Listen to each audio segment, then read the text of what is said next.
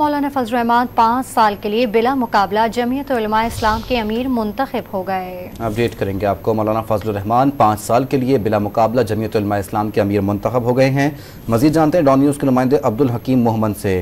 عبدالحکیم بتائیے کیا ڈیٹیلز ہیں؟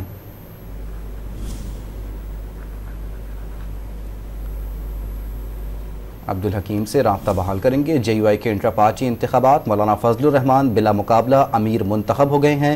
مرکزی جنرل کونسل کے تمام ارکان نے متفقہ طور پر مولانا فضل الرحمان کو 5 سال کے لیے بلا مقابلہ امیر منتخب کر لیا ہے۔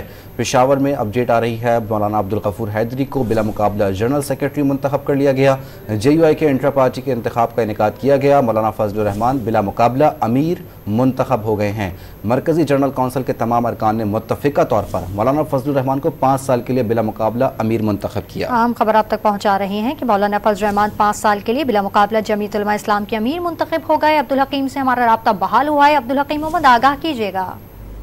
یہ جی بالکل، آج پشاور میں جمعیت علماء اسلام کے مرکزی جنرل کونسل کے انتخابات ہوئے اور مرکزی جنرل کونسل کے 1500 ارکان نے ملک بھر سے پشاور میں اس انتخابات میں حصہ لیا، کیونکہ مولانا فضل الرحمان جے یو آئی کے امیارت کے لیے واحد امیدوار تھے اور اس کے ساتھ مولانا عبدالغفور حیدری جنرل سیکرٹری کے عہدے کے لیے واحد امیدوار تھے، تو انہیں بلا مقابلہ 5 سال کے لیے منتخب کرنے کا اعلان کر دیا گیا ہے اور باقاعدہ طور پر انتخابات کا عمل ختم ہو گیا ہے۔ جی بہت شکریہ آپ کا۔